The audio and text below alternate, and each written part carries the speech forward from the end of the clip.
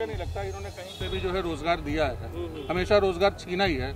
तेल बिकवाना, पकौड़े बिकवाना, अरे भाई साहब ये ठेला है जैसे खड़ा हुआ है, मान लीजिए कितने दिन आप खड़ा रहने देंगे हमको तेल और उसके साथ में क्या, किसको मैं पकौड़े बेचूंगा, कौन खाएगा। एक पर्टिकुलर गवर्नमेंट की बात नहीं करता, लेकिन हाँ पहले कभी ऐसा नहीं हुआ कि हम लोगों ने अपना पक्ष रखा और सुना न गया हो किसी गवर्नमेंट में। ये पहली ऐसी गवर्नमेंट है जहाँ पे मतलब मानवीय वेदना ही नहीं दिख रही है। हम लोग बहुत खुश थे कि हाँ भाजपा आएगी, चीजें बदलेंगी, तस्वीर बदलेगी। जो हम लोग की तस्वीर पिछले 15-16 साल से चली आ रही है, अब इनके पास बजट ही नहीं बचा कि जो है सैलरी बांटें। कितने हजार स्कूल बंद करा दिए गए कि टीचरों की भर्ती ना करनी पड़े। अब 7 साल बाद 8 साल बाद टीचरों की भर्ती आ रही है, जब इनको लग रहा है कि हमें गद्दी डगमगा रही है। अन्यथा हमें कसम खानी पड़ेगी कि आइंदा हम, हमारे भाई, हमारी बहनें, हमारा परिवार, या पूरा प्रांत है, जिन लोग हमारे जानने वाले हैं, हम किसी को भाजपा को वोट करने नहीं देंगे। उत्तर प्रदेश में निविदा संविदा कर्मचारी संघ के लोग अब इको गार्डन से निकलकर सड़कों पर आ गए हैं और धरना प्रदर्शन जारी है, जिसका आंदोलन आज मध्यांचल मुख्यालय पर किया जा रहा है, जिसमें संविदा कर्मचारियों पर हो रहे शोषण को रोकने, बिजली का बिल जमा करने वाले 19 जिलों के 300 से ज्यादा संविदा कर्मचारियों को दिवाली वाले दिन हटाए जाने एवं अन्य मांगों को लेकर संविदा कर्मचारियों को न्याय दिलवाने का जिम्मा संघ ने उठाया है। वहीं कर्मचारियों का कहना है कि विभाग के गार्डों को भी 25,000 रुपए तनख्वाह मिलती है, पर हमें 8,000 रुपए वेतन मिलता था, वो भी देने की बजाय अब नौकरी से निकाल दिया गया। अब ये कहाँ का न्याय है? तो भैया कुछ कर्मचारी सरकार के विरोध में है, तो कुछ सरकार से अनुरोध कर रहे हैं कि किसी भी प्रकार से उन्हें उनकी नौकरी वापस दी जाए। वो खाली जेब और भूखे पेट कब तक रहेंगे?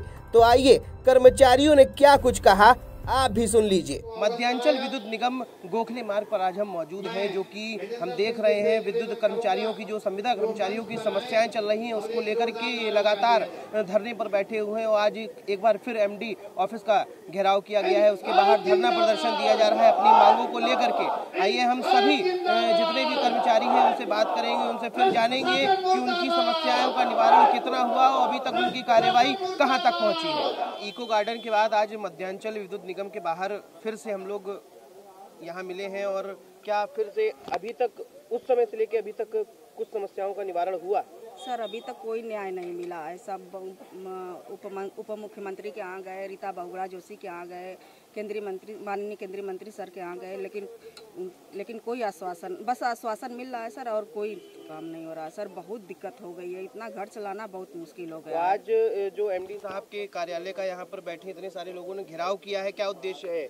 हमारा यही उद्देश्य है कि सबको अपने कार्य पर वापस लिया जाए और हमारी सैलरी जो नियमित हमारी सैलरी बढ़ाई जाए, और बहुत सारी जो 2 महीने सैलरी नहीं मिली है और हमको अपनी कंपनी में वापस लिया जाए, कोई टेंडर नया निकालें।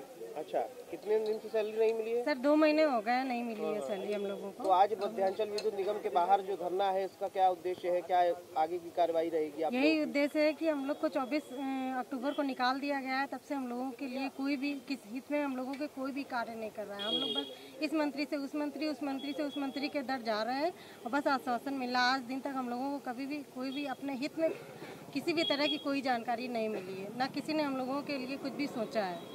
भैया क्या कारण है जो एक बार फिर से जो है इको गार्डन के बाद यहाँ इकट्ठे हुए हैं मध्यांचल विद्युत निगम में गोखले मार्ग पर?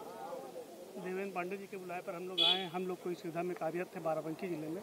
हम लोग को दिवाली वाले दिन निकाल दिया गया है और हम लोग पिछले 10 साल से वहाँ काम कर रहे थे। और क्यों निकाल देगा, क्या कारण है, गवर्नमेंट की क्या पॉलिसी है, ये अभी तक गवर्नमेंट ने क्लियर नहीं किया, क्यों निकाल दिया गया।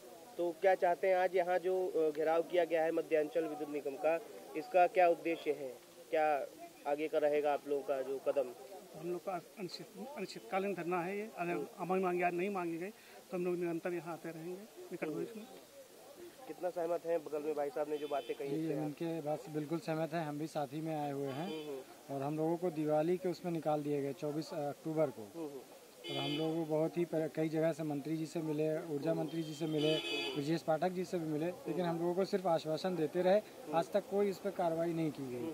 और हम लोग 1.5 महीने 2 महीने हो गए हैं, बिल्कुल बेरोजगार हो गए हैं, कहीं से भी हम लोग का कोई कुछ खर्च वानी कुछ चल नहीं पा रहा है।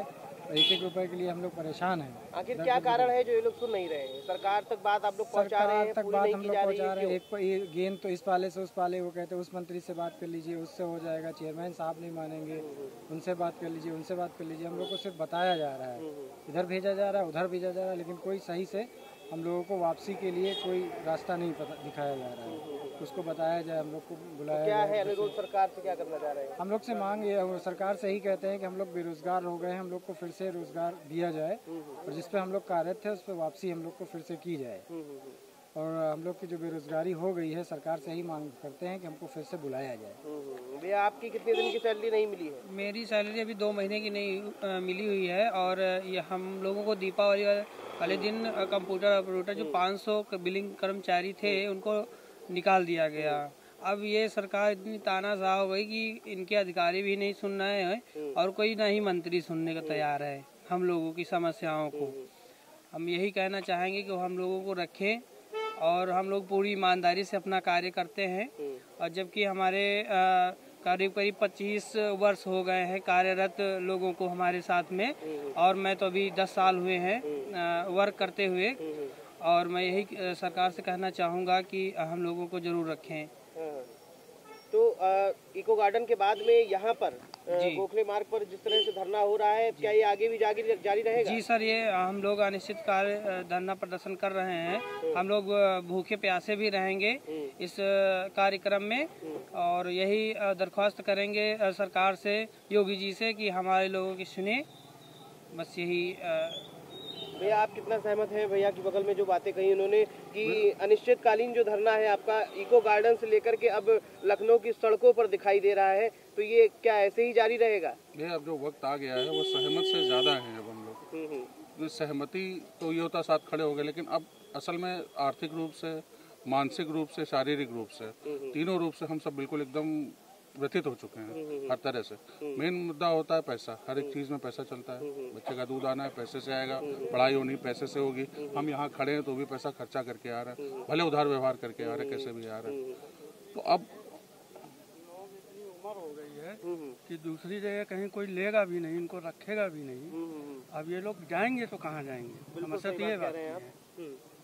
सबसे बड़ी समस्या यही है कि अब हम लोग को हो चुके हैं 20-20 साल, 19-19 साल काम करते हो गए। हमें लेगा कौन लेगा भाई? वो क्यों लेगा भाई? हमारा जो एक्सपीरियंस है वो यहाँ पे है पूरा। इस तरह का काम और कहीं होता होगा तो भी वहाँ पहले से लोग कर रहे होंगे। कारण क्या है जो इतना आप लोग सरकार तक बातें पहुँचा रहे हैं, इतनी गुहार लगा रहे हैं, हर एक जगह जा रहे हैं, चाहे मुख्यमंत्री हो चाहे उप मुख्यमंत्री हो, कोई भी हो, उसके बाद भी सुनवाई नहीं हो रही है, क्यों? मैं किसी एक पर्टिकुलर गवर्नमेंट की बात नहीं करता, लेकिन हाँ पहले कभी ऐसा नहीं हुआ कि हम लोगों ने अपना पक्ष रखा और सुना न गया हो किसी गवर्नमेंट में। ये पहली ऐसी गवर्नमेंट है जहाँ पे मतलब मानवीय वेदना ही नहीं दिख रही है भाई। जिनसे आप वोट ले रहे हो, जिनसे सारी चीजें आप मतलब आप बने हुए हो, उन्हीं की बात आप नहीं सुन रहे हो। हम लोग बहुत खुश थे कि हाँ भाजपा आएगी, चीजें बदलेंगी, तस्वीर बदलेगी। जो हम लोग की तस्वीर पिछले 15-16 साल से चली आ रही है वो तस्वीर बदलेगी। हम लोग हो सकता है नियमित ना किए जाएं, लेकिन कम से कम हमको एक वेतन तो मिलेगा ठीक ठाक। लेकिन वेतन मिलना छोड़िए, जो वेतन मिल रहा था वो भी बंद हो गया एकदम से। गवर्नमेंट की पॉलिसी है कि लोगों को ज़्यादा से ज़्यादा रोजगार दिया जाए और इनकी ये वो है कि जो है सबको बेरोजगार कर रहे हैं। मुझे नहीं लगता इन्होंने कहीं पे भी जो है रोजगार दिया है। हमेशा रोजगार छीना ही है। तेल बिकवाना, पकौड़े बिकवाना। अरे भाई साहब ये ठेला है जैसे खड़ा हुआ है, मान लीजिए कितने दिन आप खड़ा रहने देंगे हमको तेल और उसके साथ में? वो तेल क्या हिसाब है? 200 रुपए किलो तेल है। क्या किसको मैं पकौड़े बेचूंगा, कौन खाएगा? बिल्कुल सही बात है। तो ये जो जिस तरह का अनिश्चितकालीन धरना है ये आगे भी जारी रहेगा? हाँ जारी रहेगा। तो सरकार क्यों नहीं मांग पूरी कर रही है? कुछ तो कारण होगा। ये तानाशाही रवैया है इनका। हम लोग तो एक बार नहीं 50 बार धरना दे चुके हैं। कोई इको गार्डन से यहाँ तक भी, शक्ति भवन भी, हर चीज हर जगह धरना दिए कि इन्होंने असल में बजट हो गया है सब खत्म इनके पास में। पैसा अंड संड कामों में लगा दिया है। अब इनके पास बजट ही नहीं बचा कि जो है सैलरी बांटें। हर तरह से 60 साल जो रिटायरमेंट एज थी 58 साल कर दी इन्होंने कि ज़्यादा से ज़्यादा लोग रिटायर हों। लेकिन नई भर्तियाँ कहाँ हैं? टीचरों में कितने हजार स्कूल बंद करा दिए गए कि टीचरों की भर्ती ना करनी पड़े। अब 7 साल बाद 8 साल बाद टीचरों की भर्ती आ रही है, जब इनको लग रहा है कि हमें गद्दी डगमगा रही है। तो इस तरह से सरकार नहीं चलती है। हम सरकार के भरोसे, तो यहाँ तो सरकार हमारे भरोसे बैठी। ये लोग तेल बेचेंगे, हम अपना काम करते रहेंगे। तो हम तेल बेचने के लिए नहीं पढ़े लिखे हैं, और इतने 19 सालों से हम तेल बेचने के लिए नहीं काम कर रहे थे। हम काम कर रहे थे, अपना पैसा, अपना तनख्वाह लेते थे, अपना परिवार चला रहे थे। अब हमारे पास कोई संसाधन भी नहीं है कि जिससे हम पूंजीपति तो है नहीं, रोज कमाने खाने वाले लोग हैं, और उसके अनुसार जो है हमारे पास इतना पैसा नहीं है कि हम कोई बिजनेस कर सकें या कुछ और काम कर सकें। तो हम झक मार के हमको यही करना पड़ेगा। तो अंत में क्या अनुरोध है आपका सरकार से? अनुरोध हमारा यही है कि भाई अगर आप सुन सकते हैं तो सुन लीजिए, अन्यथा हमें कसम खानी पड़ेगी कि आइंदा हम, हमारे भाई, हमारी बहनें, हमारा परिवार, या पूरा प्रांत, जितने लोग हमारे जानने वाले हैं, हम किसी को भाजपा को वोट करने नहीं देंगे। इस बात की हमको कसम खानी पड़ेगी। कहाँ से है भैया? हम तो जिला रायबरेली से आए हैं और निविदा संविदा कर्मचारी संघ के हम जो जिला उपाध्यक्ष हैं। अच्छा। अनुज कुमार रावत हमारा नाम है, और इसीलिए आज हमारा प्रदेश अध्यक्ष जी का और प्रदेश महामंत्री जी का आह्वान पर प्रदेश व्यापी आंदोलन हो रहा है, और समस्त आउटसोर्स कर्मी इसमें सम्मिलित हैं। परिचालन के कुछ जो सीनियर TG2 रैंक के लोगों को छोड़कर बाकी समस्त सदस्य यहाँ पर उपस्थित हैं। तो क्या कारण है जो इतने सारे आपके साथी लोग मंत्रियों के पास और जिनके पास भी विभाग से जुड़े हुए लोग हैं, उनके सभी के पास जा रहे हैं, उसके बाद भी कोई सुनवाई नहीं की जा रही, क्यों? देखिए, हमारे आदरणीय देवेंद्र कुमार पांडे जी जो निविदा संविदा संघ के मसीहा हैं, वो प्रथम दृष्टया संवैधानिक प्रक्रिया का ही प्रयोग करते हैं, और उसी प्रक्रिया के अंतर्गत हमने सभी माननीयों के पास अपनी समस्याओं के समाधान के लिए अपना ज्ञापन दिया है, और उस पर विचाराधीन कई वार्ताएं भी हुई, लेकिन कोई सफल वार्ता नहीं हो पाई है।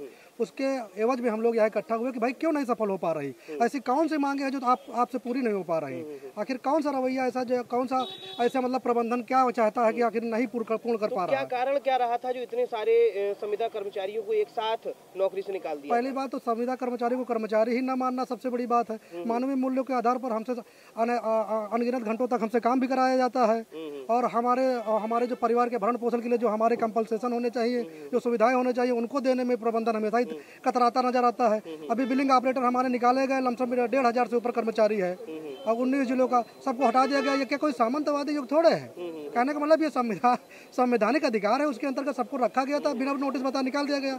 इसी तरह आउटसोर्स कर्मियों को बिना सूचना के निकाल दिया जाता है। तो इन्हीं सब नीतियों के लिए इकट्ठा हुए हैं। असमान वेतन, एक को दे रहे हो 25,000 वेतन, एक को दे रहे हो 8,000 वेतन, ये कैसी समानता? जब भारतीय संविधान सबको समान अधिकार देता है, सबके एक टेंडर होते हैं, तो एक टेंडर पे काम कराइए। अलग अलग स्लैब क्यों है? अलग अलग स्लैब है, अगर पदानुसार है तो उसको बताइए। हमारे लोग उसके लिए सीनियर है और सीनियरिटी भी रखते हैं उनको, और सरकारी कर्मचारियों में उनकी नियमावली भी तैयार होनी चाहिए, ताकि वो आगे बढ़ के सरकारी बने, लोगों के अंदर सरकार के प्रति और व्यवस्था के प्रति विश्वास पैदा हो, न कि अविश्वास। पत्रकार महोदय, भी आपने देखा है कि लोगों ने किस तरह बगावती इंटरव्यू दिया है। मैं नहीं चाहता हूँ कि अपने यहाँ अवध क्षेत्र में और पूरे इलाहाबाद प्रांत में माननीय मुख्यमंत्री जी की सरकार है, रामराज की सरकार है, कोई इस तरह का कोई घटना हो पाए या कोई बिगुल बजे जो सरकार के विरोधी जाए। मैं नहीं चाहता हूँ, मैं किसी के विरोध में नहीं हूँ, लेकिन मैं अपने मांगों के समर्थन में हूँ, अपने संविदा कर्मचारियों के समर्थन में हूँ, और मैं यही निवेदन करूँगा। प्रथम दृष्टया हम लोगों ने संवैधानिक अधिकारों का प्रयोग करते हुए सभी माननीयों को सूचना दी है। यदि मांगे नहीं मानी गई तो अन्यत्र भी जो है धरना प्रदर्शन द्वारा या भूख हड़ताल द्वारा होगी। इको गार्डन से लेके अब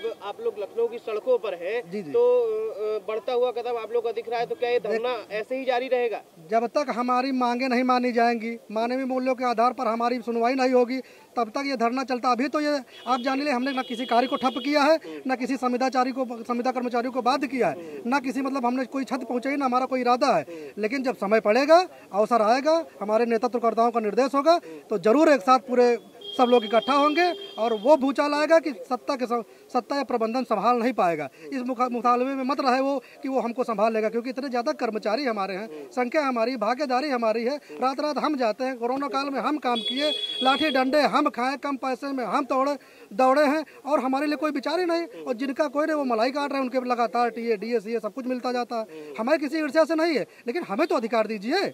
हमें जो दैनिक हमारा जो वेतनमान होना चाहिए, समय समय सुनिश्चित होना चाहिए, वो लागू ही नहीं पाता। ना हमें कोई सुविधाएं दी पाती, ना कोई सीट, ना ही हमें कोई सुरक्षा उपकरण दिया जाता है। तो ऐसा किस लिए? मतलब क्या प्रबंधन के लोग सही नहीं सोच रहे हैं, या उनकी गलत नीतियां हैं? अरबों खरबों करोड़ों का हम लोग फायदा कराते हैं, उसके बाद हर बार प्रबंधन कहता है कि हम घोटाले में। आखिर कौन सी नीतियां हैं? कौन आर्थिक सलाहकार लोग बैठे हैं जो कि इस तरह की गलत नीतियों का निष्पादन करते हैं, या कौन से लोग हैं जो कि उल्टी सीधी नीतियों को बनाकर प्रबंधन को घाटे में करने का प्रयास करते हैं? इसलिए मैं कहना चाहूँगा कि माननीय मुख्यमंत्री जी को इसमें हस्तक्षेप करना चाहिए, राष्ट्रपति महोदय को हस्तक्षेप करना चाहिए, प्रधानमंत्री महोदय को हस्तक्षेप करना चाहिए। हमें उनमें निष्ठा और विश्वास है। माननीय ऊर्जा मंत्री को जो इसमें निष्ठा के साथ हस्तक्षेप करना चाहिए ताकि हमारी समस्याओं को दूर करे। और जब तक ये समस्या दूर नहीं होंगी, समय समय पर बिगुल बजता रहेगा। अभी तो हम लोग बहुत ही संवैधानिक तरीके से कार्य कर रहे हैं, समय आएगा तो दूसरे भी तरीके हैं वो भी अपनाए जाएंगे, लेकिन हमें पूर्ण विश्वास है कि हमारी मांगे मानी जाएंगी। तो जिस तरह से हमने देखा, हमारे साथ इतने सारे संविदा कर्मचारी मौजूद थे, किसी में आक्रोश दिखाई दे रहा है, कोई सरकार के विरोध में बोल रहा है तो कोई सरकार के पक्ष में बोल रहा है। इन लोगों का कहना है कि बस हमारी मांगों को पूरा कर दिया जाए, हमारी नौकरी को किसी तरह से वापस दे दिया जाए, उनकी बस यही मांगे हैं। अगर उनकी मांगे नहीं पूरी की जाती हैं तो उनका ये अनिश्चितकालीन धरना लगातार जारी रहेगा सरकार के विरोध में। लखनऊ से वीडियो जर्नलिस्ट जिशान के साथ स्पर्श गुप्ता, TV 24।